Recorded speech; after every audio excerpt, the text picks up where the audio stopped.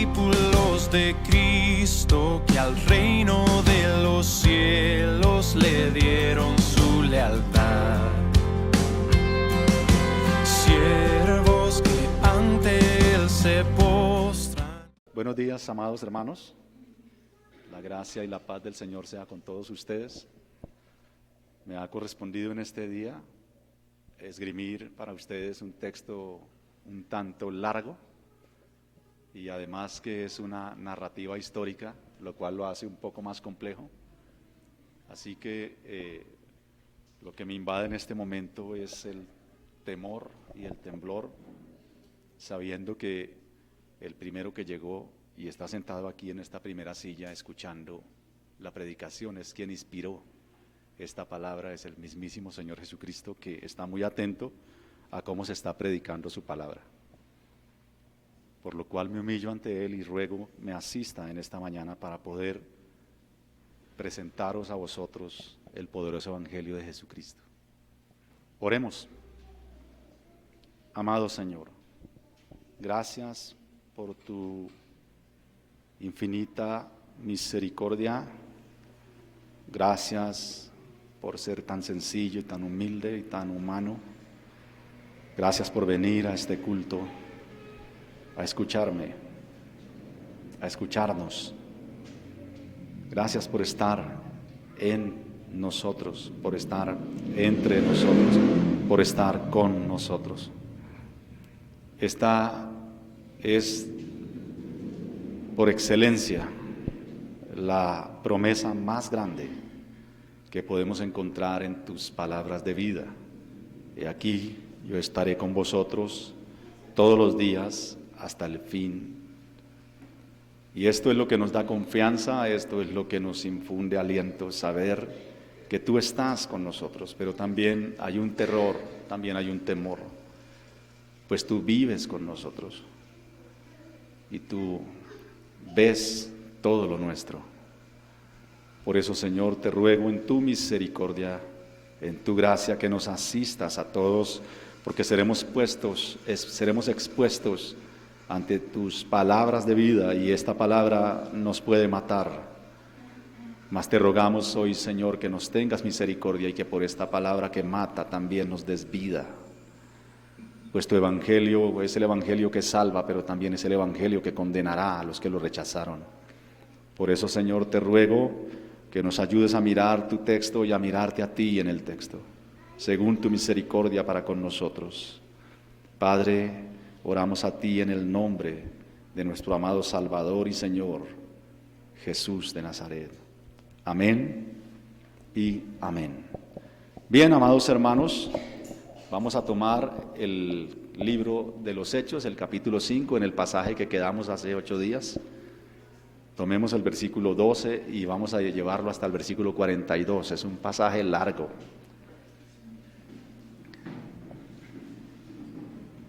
Dice la bendita palabra del Señor en el libro de los Hechos, capítulo 5, versículos 12 al 42. Y por la mano de los apóstoles se hacían muchas señales y prodigios en el pueblo. Y estaban todos unánimes en el pórtico de Salomón. De los demás, ninguno se atrevía a juntarse con ellos, mas el pueblo los alababa grandemente. Y los que creían en el Señor aumentaban más, gran número, así de hombres como de mujeres.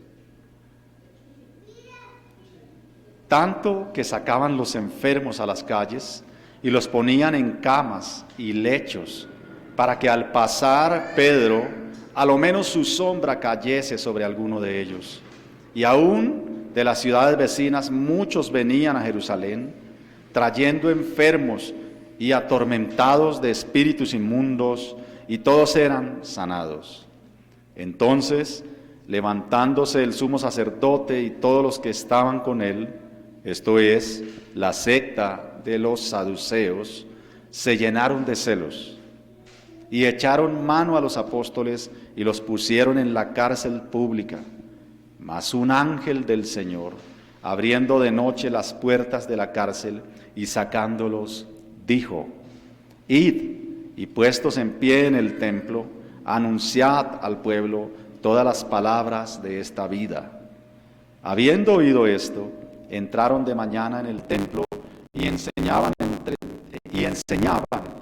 Entre tanto vinieron el sumo sacerdote y los que estaban con él, y convocaron al concilio y a todos los ancianos de los hijos de Israel, y enviaron a la cárcel para que fuesen traídos. Pero cuando llegaron los alguaciles, no los hallaron en la cárcel. Entonces volvieron y dieron aviso, diciendo: por cierto, la cárcel hemos hallado cerrada con toda seguridad, y los guardas afuera de pie ante las puertas. Mas cuando abrimos, a nadie hallamos dentro. Cuando oyeron estas palabras, el sumo sacerdote y el jefe de la guardia del templo y los principales sacerdotes dudaban en qué vendría a parar aquello. Pero viniendo uno le dio esta noticia: he aquí, los varones que pusisteis en la cárcel están en el templo, y enseñan al pueblo. Entonces fue el jefe de la guardia con los alguaciles y los trajo sin violencia, porque temían ser apedreados por el pueblo.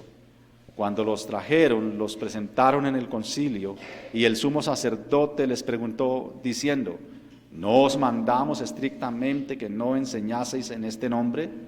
Y ahora habéis llenado a Jerusalén de vuestra doctrina, y queréis echar sobre nosotros la sangre de este hombre. Respondiendo Pedro y los apóstoles dijeron: es necesario obedecer a Dios antes que a los hombres. El Dios de nuestros padres levantó a Jesús, a quien vosotros matasteis colgándole en un madero. A este Dios ha exaltado con su diestra por príncipe y salvador, para dar a Israel arrepentimiento y perdón de pecados. Y nosotros somos testigos suyos de estas cosas, y también el Espíritu Santo, el cual ha dado Dios a los que le obedecen. Ellos, oyendo esto, se enfurecían y querían matarlos. Entonces, levantándose en el concilio un fariseo llamado Gamaliel, doctor de la ley, venerado de todo el pueblo, mandó que sacasen fuera por un momento a los apóstoles, y luego dijo: varones israelitas, mirad por vosotros lo que vais a hacer respecto a estos hombres, porque antes de estos días se levantó Teudas, diciendo que era alguien. A este se unió un número como de 400 hombres, pero él fue muerto, y todos los que le obedecían fueron dispersados y reducidos a nada. Después de este se levantó Judas el Galileo en los días del censo, y llevó en pos de sí a mucho pueblo. Pereció también él, y todos los que le obedecían fueron dispersados. Y ahora os digo: apartaos de estos hombres y dejadlos, porque si este consejo o esta obra es de los hombres, se desvanecerá. Mas si es de Dios, no la podréis destruir. No seáis tal vez hallados luchando contra Dios. Y convinieron con él, y llamando a los apóstoles después de azotarlos, les intimaron que no hablasen en el nombre de Jesús, y los pusieron en libertad. Y ellos salieron de la presencia del concilio gozosos de haber sido tenidos por dignos de padecer afrenta por causa del nombre. Y todos los días en el templo y por las casas no cesaban de enseñar y predicar a Jesucristo. Amén.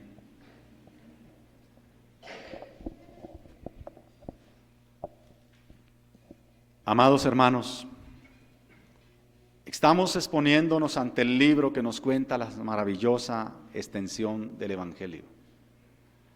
El libro de los Hechos comienza con el ascenso de nuestro Señor Jesucristo,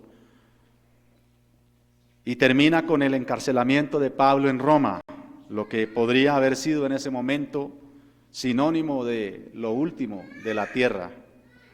El gran tema del libro es justamente la propagación del Evangelio, siendo el hilo conductor de todo el libro de los Hechos el Espíritu Santo. De manera que el versículo 8 del capítulo 1 es la síntesis de todo el libro. Esto es lo que leemos en Hechos 1:8. Pero recibiréis poder cuando haya venido sobre vosotros el Espíritu Santo, y me seréis testigos en Jerusalén, en toda Judea, en Samaria y hasta lo último de la tierra. Ahora bien, amados hermanos, hemos llegado a nuestro pasaje. Los versículos 12 al 42 del capítulo 5. Se nos dice que por los apóstoles del Señor eran hechas muchas señales y prodigios en el pueblo, y que la gente alababa grandemente a los apóstoles por estas cosas milagrosas que ellos hacían entre el pueblo. De tal manera que muchos se sumaron a la iglesia, el número de creyentes aumentó grandemente por aquellos días, y el poder del Espíritu Santo era tan evidente en estos hombres que incluso ponían en las calles a los enfermos con la esperanza que al menos la sombra de Pedro pasara sobre alguno para que éste fuera sanado. De manera que era tal el poder de Dios sobre los apóstoles del Señor que aún de ciudades vecinas comenzaron a llegar a Jerusalén muchas personas con muchos enfermos y gente atormentada por demonios. Aún así, dice el texto, que todos eran sanados. Tanto la predicación del Evangelio como las señales y prodigios hechos por los apóstoles del Señor despertaron los celos de los enemigos de Cristo. Así que estos enemigos, de nuevo, pretendieron callar las voces que pregonaban la buena noticia de Dios. No obstante, sin importar lo que estos enemigos del Evangelio hicieran, la gloriosa predicación continuaba intacta y continuará intacta. Y aún con más vehemencia eran predicadas las palabras de vida. Esta es una razón poderosa y suficiente, amada iglesia, para titular este sermón: el indestructible Evangelio de Jesucristo. El indestructible Evangelio de Jesucristo. He descansado este título en los poderosos versículos 38 y 39 de nuestro pasaje. Y ahora os digo, apartaos de estos hombres y dejadlos, porque si este consejo o esta obra es de los hombres, se desvanecerá. Mas si es de Dios, no la podréis destruir. No seáis tal vez hallados luchando contra Dios. Esto fue exactamente lo que le aconteció a Saulo de Tarso, cuando una voz y una luz refulgente lo derriba y le dice: Saúl, Saúl, ¿por qué me persigues? Dura cosa es dar coces contra el aguijón. Ha sido hallado luchando con Dios, contra Dios, luchando contra Dios, que es diferente a luchando con Dios, que fue lo que hizo Jacob. Esgrimiré para ustedes 3 elementos que he hallado en este texto. Nuestro primer punto, el poder del Evangelio, versículos 12 al 16. Nuestro segundo punto, el ataque al Evangelio, versículos 17 al 18, 25 al 28 y versículo 40. Y nuestro tercer punto, el Evangelio indestructible, versículos 19 al 24, 29 al 39 y 41 al 42. Veamos entonces, amados hermanos, de manera tranquila, nuestro primer punto, el poder del Evangelio, versículos 12 al 16. Y por la mano de los apóstoles se hacían muchas señales y prodigios en el pueblo. Y estaban todos unánimes en el pórtico de Salomón. De los demás, ninguno se atrevía a juntarse con ellos, mas el pueblo los alababa grandemente. Y los que creían en el Señor aumentaban más, gran número así de hombres como de mujeres, tanto que sacaban los enfermos a las calles y los ponían en camas y lechos para que al pasar Pedro, a lo menos su sombra cayese sobre alguno de ellos. Y aún de las ciudades vecinas, muchos venían a Jerusalén trayendo enfermos y atormentados de espíritus inmundos, y todos eran sanados. Amados hermanos, Cristo había dicho esto a estos hombres, que esperaran el momento cuando vendría sobre ellos el Espíritu Santo, y que ellos serían investidos de poder para ser testigos fieles de su resurrección. Lo que ellos predicaron continuamente fue la parousia, que Cristo vino, que es el Hijo de Dios, que ellos lo mataron, pero que Dios lo levantó de los muertos, y que vive, y que Él volverá.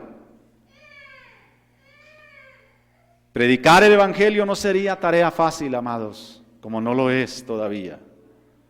De hecho, no es tarea fácil en este momento, en nuestros tiempos. Así que se requiere del mismísimo poder de Dios en la vida de una persona para que ésta pueda ser un pregonero de la vida eterna. Pedro ya no es ahora el cobarde que niega al Señor. Antes, su valentía era falsa, como la nuestra. El que dijo que no se escandalizaría del Señor, rápidamente se escandalizó de Cristo. El que dijo que preferiría la muerte antes que negar al Señor, lo negó 3 veces. El que desenvainó espada y cortó la oreja de Malco, aparentando valentía, luego se acobardó ante el señalamiento de que él era uno de los que andaba con Jesús. Pero ahora, este es un Pedro diferente. Es un hombre valiente de verdad. Ya no tiene reparos para hablar la verdad del Evangelio ante cualquiera, incluso ante las autoridades religiosas. Así pasó, no solo con Pedro, sino que la línea narrativa de Lucas dice que Pedro y los demás apóstoles, con cada uno de los hombres que creyeron en Cristo, sus vidas fueron diametralmente cambiadas por este poder que descendió de lo alto ese día de Pentecostés, en ese segundo piso, en ese aposento alto. Habían como 120 personas sobre las cuales recayó el poder del Espíritu Santo, y ellos fueron transformados de una manera poderosa. Nunca más volvieron a ser los mismos hombres ni las mismas mujeres. Estos hombres acompañaron su pregón con muchísimas señales, demostrando así que lo que decían en cuanto a la resurrección de Cristo era verdadero. No obstante, aún así, los religiosos de su tiempo no creyeron a este poderoso mensaje.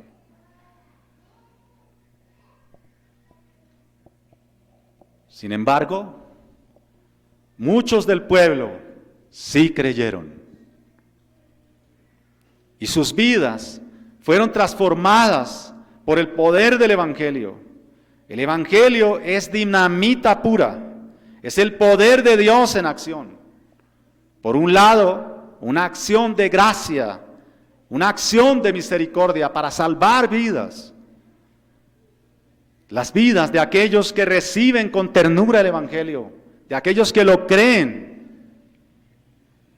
Por otro lado, este mismo Evangelio poderoso es el que condena, es el que condenará poderosamente, indefectiblemente, a todos los que rechazaron su mensaje tierno. A todos los burladores, a todos los que no quisieron oír, a todos los que no quisieron venir y regresar a casa. Este Evangelio los condenará. Dice la palabra del Señor en el Evangelio, que los que creen serán salvos, tiempo futuro. Pero los que no creen ya han sido condenados, tiempo pasado.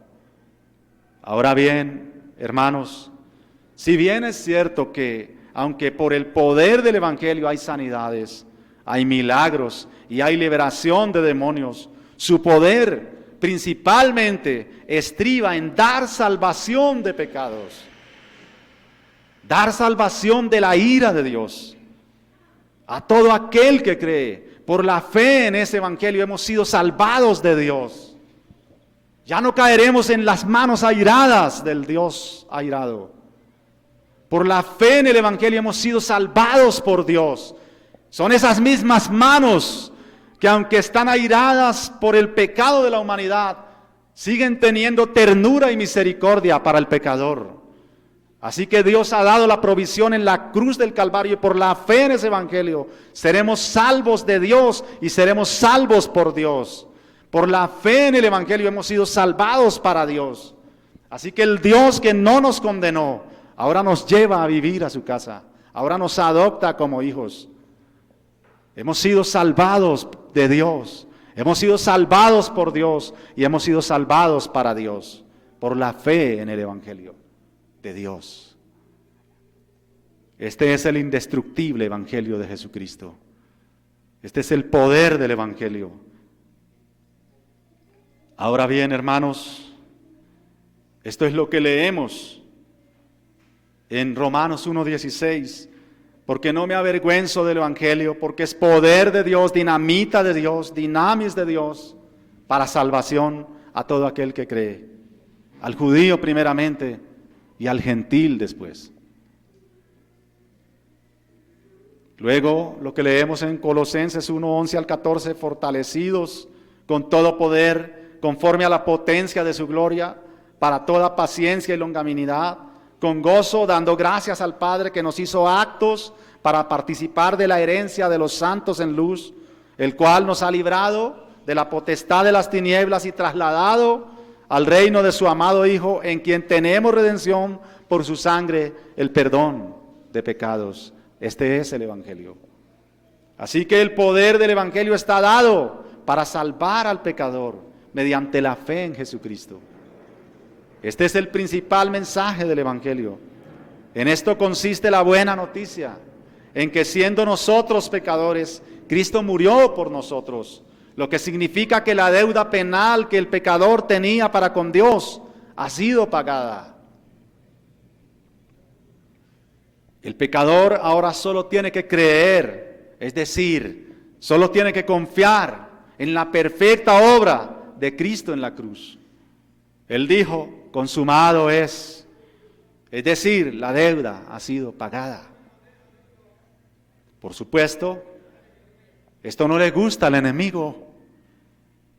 Este enemigo mordaz de Dios hará lo que sea para acallar ese pregón, esa predicación, ese anuncio, ese grito del Evangelio en el mundo.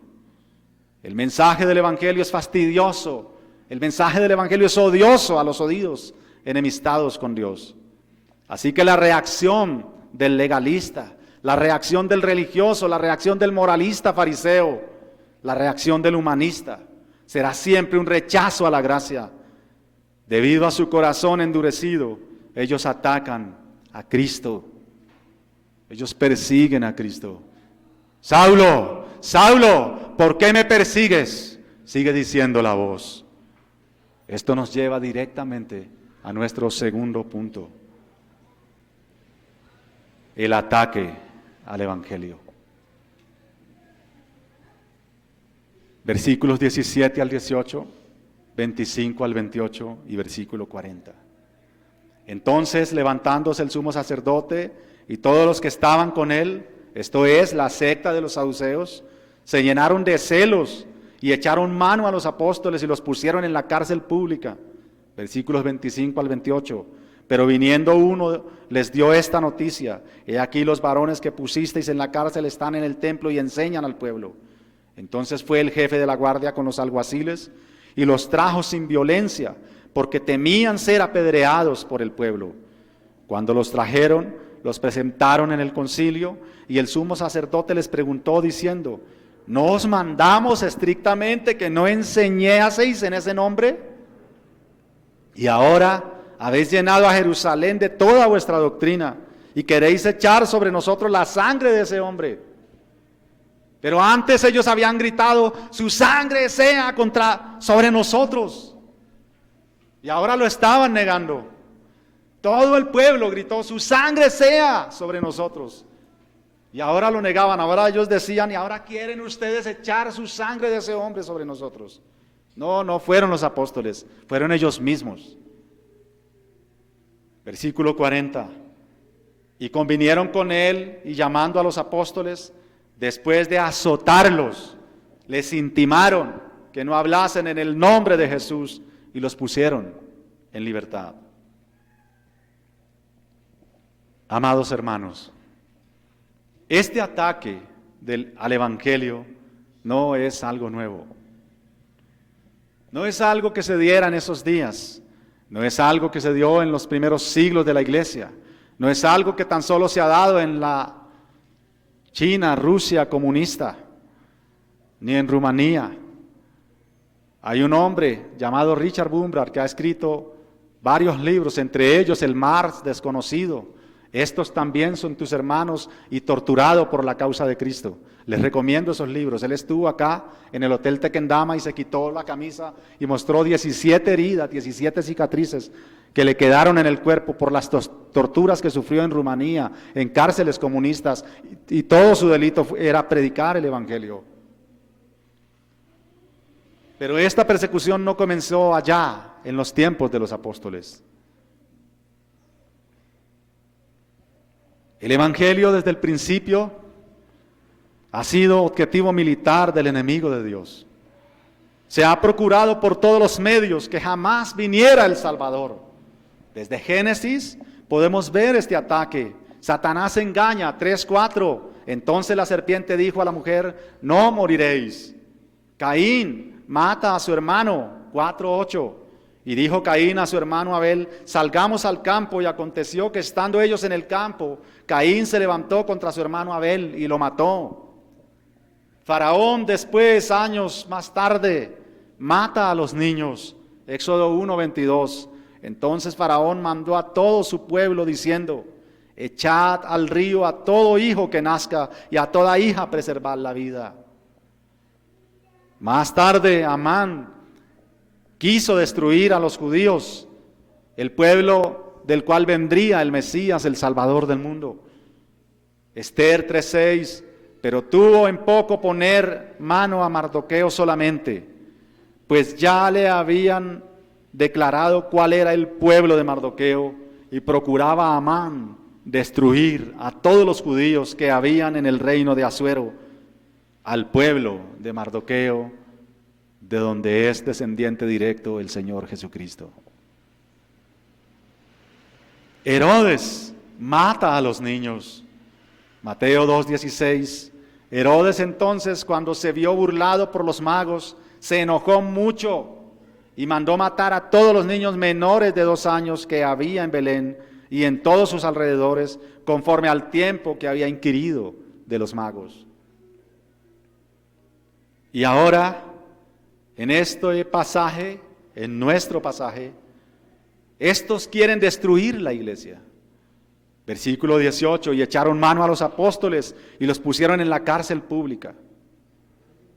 Así que esta persecución, este ataque al Evangelio, no es un ataque nuevo, no es algo que se gestó en los días de Cristo, es algo que viene desde el mismísimo cielo. La rebelión del enemigo de Dios se gestó en el mismísimo tercer cielo. Fueron engañadas la tercera parte de las huestes celestiales, de los ángeles.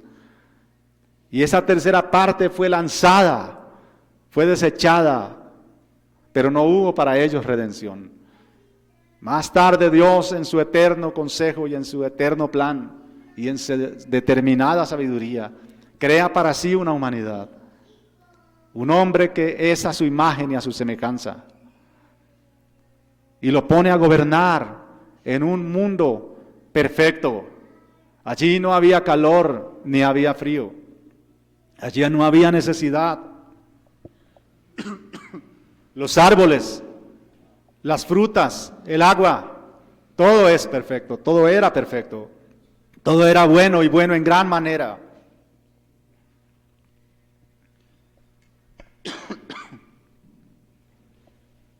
Y Dios coloca a esa humanidad en ese huerto de Edén.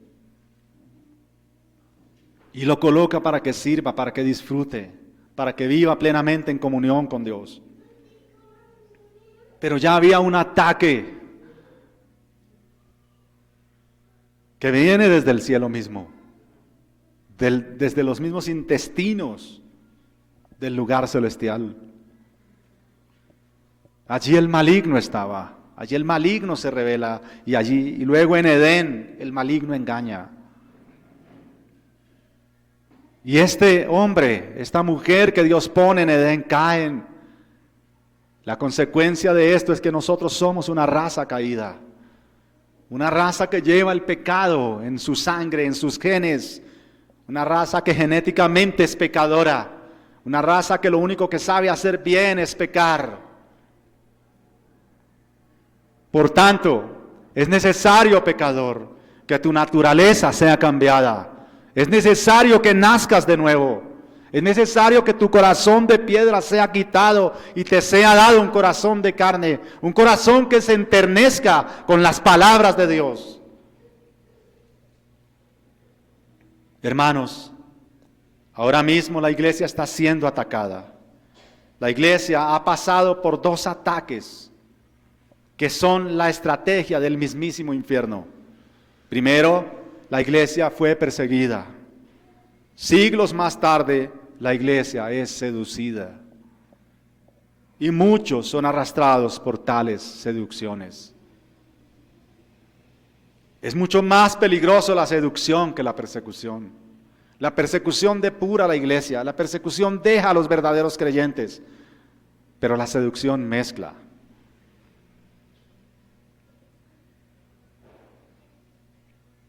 Muchos piensan que no hay nada de malo en hacer algo de amistad con el mundo. Muchos piensan que no hay nada de malo en leudar la palabra de Dios, en incluir ciertas cosas, ciertos elementos en la iglesia, en el culto, en la vida cristiana, en la predicación, en las canciones, en lo que hablamos, en cómo nos tratamos, en cómo somos. Pero el Señor dice, no seas amigo del mundo. Hermano, no seas amigo del mundo. Si te haces amigo del mundo, te constituyes en enemigo de Dios. Así que de un tiempo a esta parte, la estrategia del enemigo de Dios no fue perseguir a la iglesia, aunque nunca ha dejado de perseguirla en ciertos sectores del mundo con gran violencia, sino más bien fue seducir a la iglesia. Y esto ha sucedido trágicamente más rápidamente en Occidente, lado del mundo en el cual nosotros vivimos. Introducir en la iglesia levadura, de tal forma que poco a poco la iglesia fuera contaminada. Pero el Señor dice, salid de en medio de ellos, pueblo mío. No toquéis lo inmundo, pueblo mío.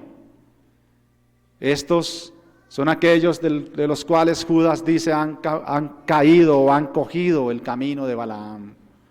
Balaam, el falso profeta que aconseja a Balac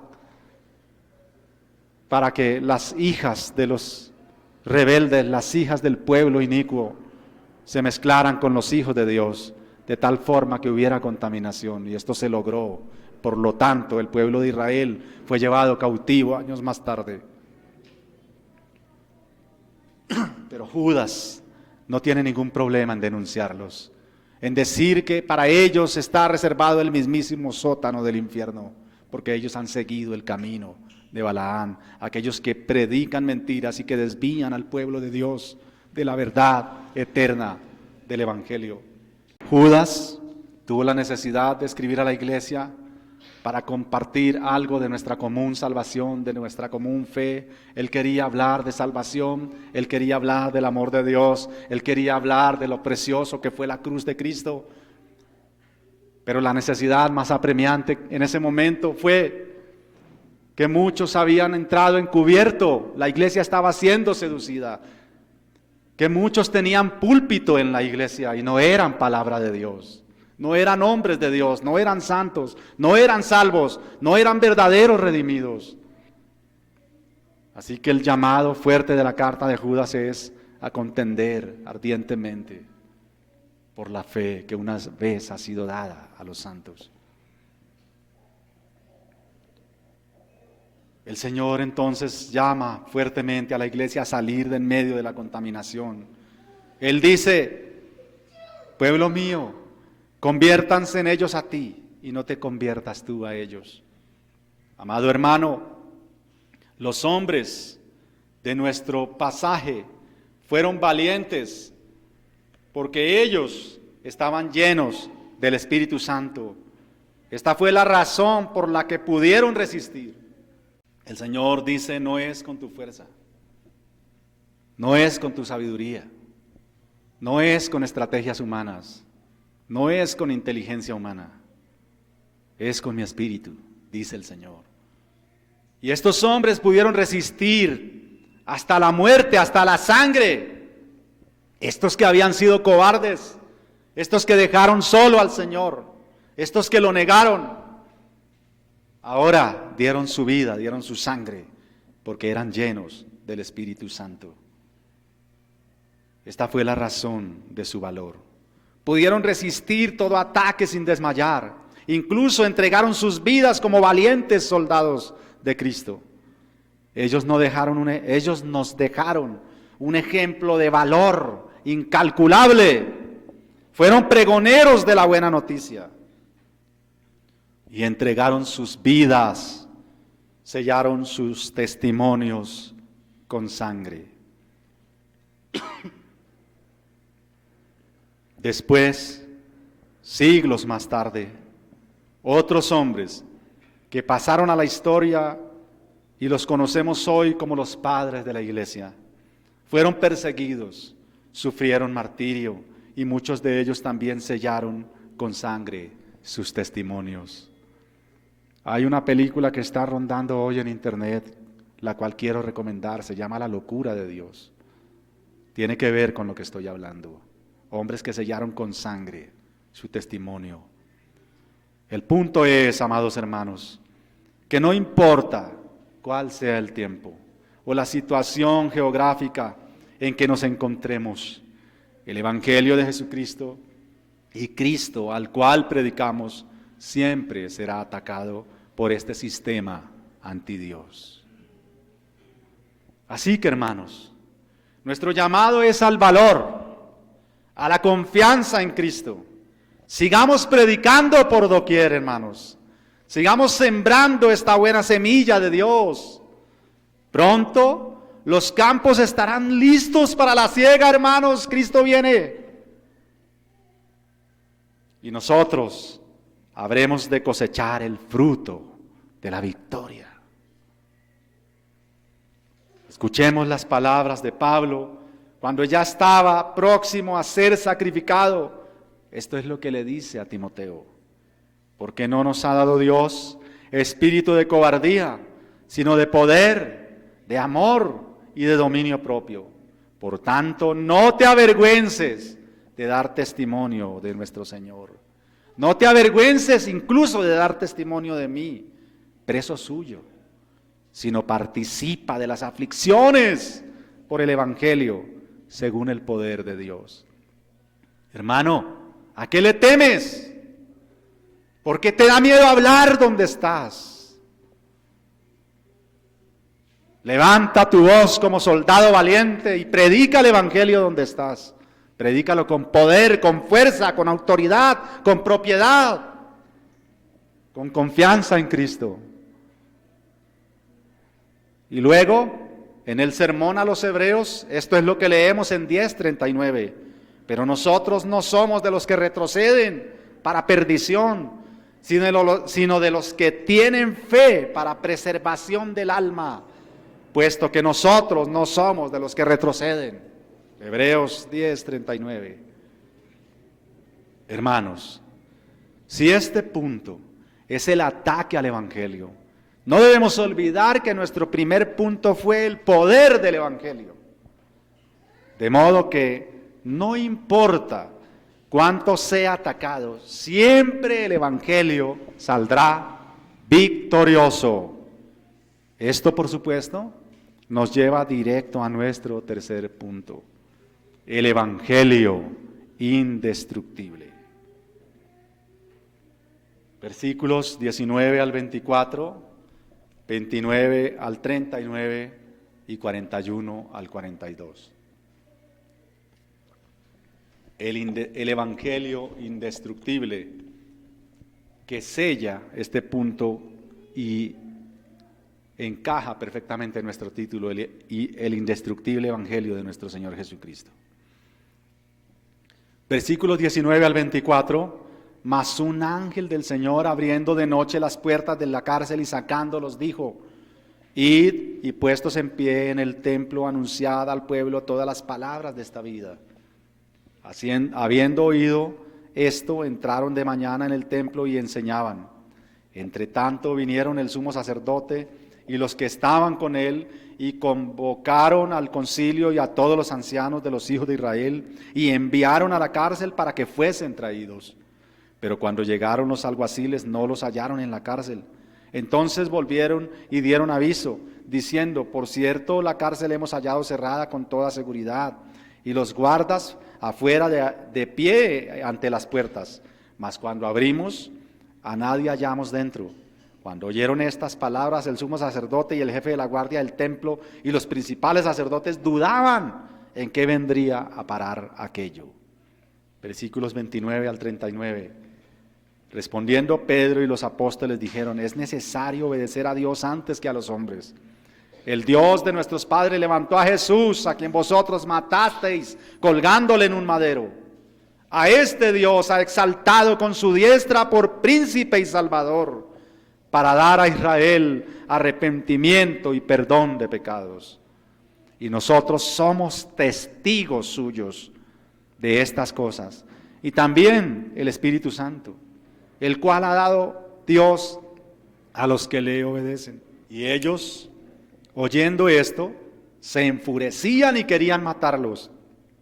Entonces, levantándose en el concilio un fariseo llamado Gamaliel, doctor de la ley, venerado de todo el pueblo, mandó que sacasen fuera por un momento a los apóstoles. Y luego dijo, varones israelitas, mirad por vosotros lo que vais a hacer respecto a estos hombres. Porque antes de estos días se levantó Teudas, diciendo que era alguien. A este se unió un número como de 400 hombres, pero él fue muerto. Y todos los que le obedecían fueron dispersados y reducidos a nada. Después de este se levantó Judas el Galileo en los días del censo y llevó en pos de sí a mucho pueblo. Pereció también él y todos los que le obedecían fueron dispersados. Y ahora os digo, apartaos de estos hombres y dejadlos, porque si este consejo o esta obra es de los hombres, se desvanecerá. Mas si es de Dios, no la podréis destruir. No seáis tal vez hallados luchando contra Dios. Han pasado 2000 años y no se ha desvanecido esta obra. Versículos 41 al 42. Y ellos salieron de la presencia del concilio gozosos de haber sido tenidos por dignos de padecer afrenta por causa del nombre. Y todos los días en el templo y por las casas no cesaban de enseñar y predicar a Jesucristo. Así pues, hermanos, ¿qué es lo que nosotros predicamos?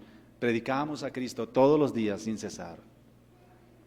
Por mucho tiempo, la simiente de Dios ha sido atacada. Como lo señalé en el punto anterior, desde el principio, la intención ha sido impedir que la línea mesiánica se propagara y la verdadera intención era desaparecerla, era aniquilarla. No obstante, esta maligna intención nunca se logró. Así que Cristo nace, pero hay un primer intento de matarlo. Y todos los niños menores de 2 años son atacados, pero Dios está preservando la vida del Salvador. Al cumplirse el tiempo, el Salvador es llevado a la cruenta cruz, a la muerte horrible y violenta. Y por un instante los poderes de las tinieblas se pensaron victoriosos, pero solo fue un instante. Porque lo que sucedió al tercer día desarmaría y derrotaría permanentemente las huestes enemigas. Ahora, quien pelea contra Dios y quien pelea contra su pueblo es un enemigo derrotado, es un enemigo vencido. Él está peleando como un perro echado como un perro herido, porque no se puede levantar y no se podrá levantar. Cristo lo ha derrotado y lo ha vencido. Y Cristo ha vencido todos los enemigos, y el último de los enemigos será absorbido. Es la muerte, porque la muerte es sorbida en victoria, es consumida. Cristo la derrotó en la cruz. Cristo derrotó el salario de nuestra iniquidad. Tan solo este enemigo derrotado espera su condena. Y como padre de mentira se miente a sí mismo. Se autoconvence que puede ganarle a Dios. Intenta por todos los medios destruir al pueblo que Dios ha creado y que se ha asegurado para sí. Sin importar cuánta arremetida haga este enemigo derrotado, siempre su derrota dará por verse. Y sin importar cuán derrotada parezca la iglesia, siempre resurgirá de las cenizas si es necesario. La iglesia es un cuerpo vivo, un organismo que jamás será derrotado, no por lo que es de suyo, sino por lo que es Cristo en y para la iglesia, y por el lugar que Cristo le ha dado a su amada iglesia. No es por lo que nosotros somos o seamos, sino a pesar de lo que somos victoriosos. No es por lo que es la iglesia, sino por lo que es Cristo para la iglesia. Es la iglesia la depositaria del evangelio. Pues a Dios le plujo guardar su precioso tesoro en vasijas de barro. La iglesia no es derrotada jamás, porque el evangelio no es derrotado jamás. La iglesia no es vencida nunca, porque Cristo no ha sido vencido nunca. Ya nuestro Señor Jesucristo lo ha dicho. Mateo 16, 18, y yo también te digo que tú eres Pedro, y sobre esta roca edificaré mi iglesia, y las puertas del Hades no prevalecerán contra ella. Así que, amados hermanos, no debemos callar, debemos levantarnos y anunciar a todo el mundo este evangelio, a todas las personas, esta gloriosa noticia. No solo es el mandato del Señor, hermanos, sino que también es nuestro privilegio. Un privilegio que los mismísimos ángeles, las mismísimas huestes celestiales hubiesen querido ser participantes de ello. Mas no se le concedió a los ángeles venir a evangelizar a los hombres. Serán los hombres, será la vasija de barro la que llevará el mensaje de salvación y condenación a las criaturas de barro. De manera pues, hermanos, que deudores somos, y ay de nosotros si no anunciamos las virtudes de aquel que nos ha llamado de las profundas tinieblas a su luz admirable. ¿Qué podemos ver entonces, hermanos, en nuestro texto? Yo puedo ver en nuestro texto a los ángeles liberando a los apóstoles. Vemos a nuestro Dios como el Dios soberano y poderoso, pero hay un brillo aún más poderoso en nuestro texto. Hay una luz refulgente que nos ciega, que nos encandelilla y que nos derriba a tierra. Es nuestro amado Salvador Jesucristo, quien ha sido exaltado por príncipe y salvador para arrepentimiento por misericordia de Dios. Este Salvador ha sido levantado como fue levantada la serpiente antigua para que todo aquel, la serpiente en el desierto, la serpiente de bronce, para que todo aquel que fuera mordido por una serpiente con tan solo mirar a la serpiente que fue levantada en el desierto fuera salvo.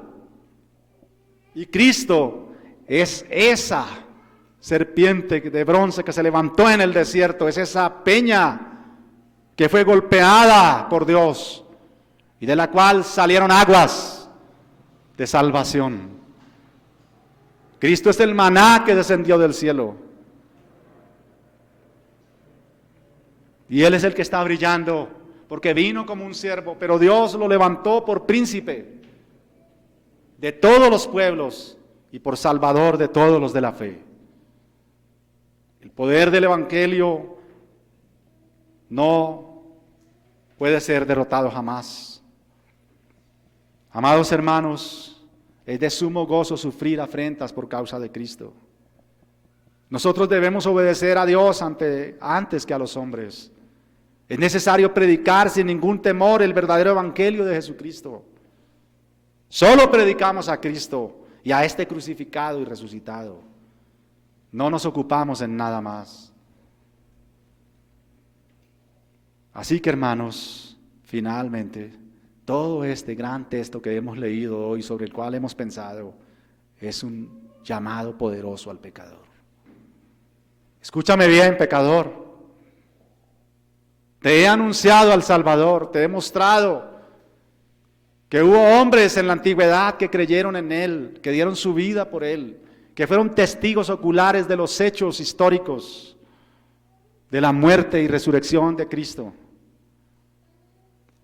Te he mostrado los textos donde dice que Dios le exaltó por príncipe y Señor y Salvador para conceder arrepentimiento al pecador.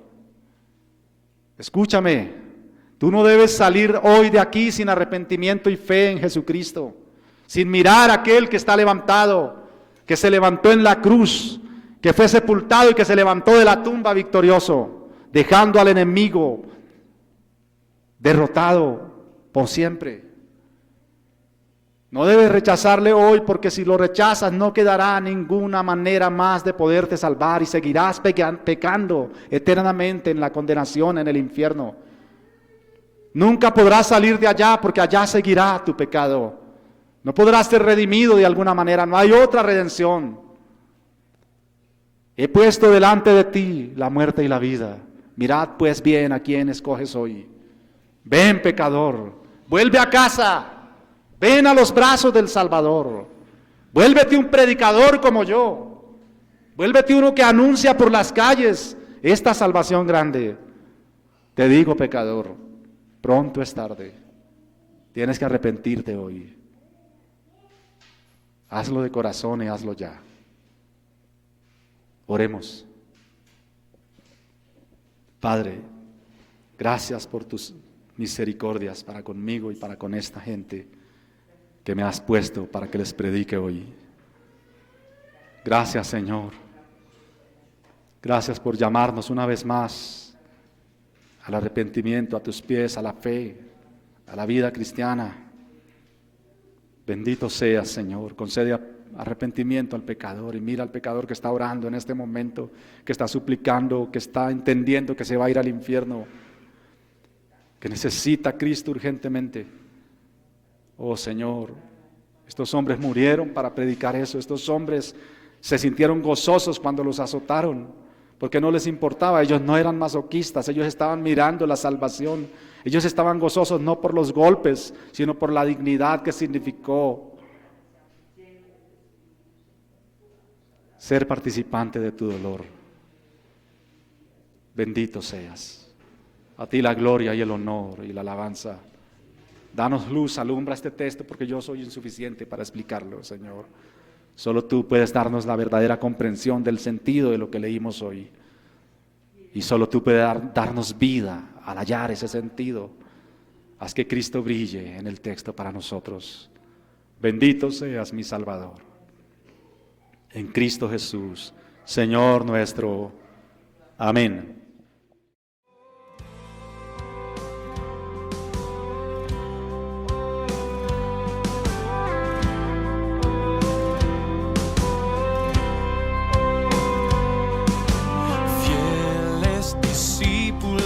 De Cristo, que al reino de los cielos le dieron su lealtad.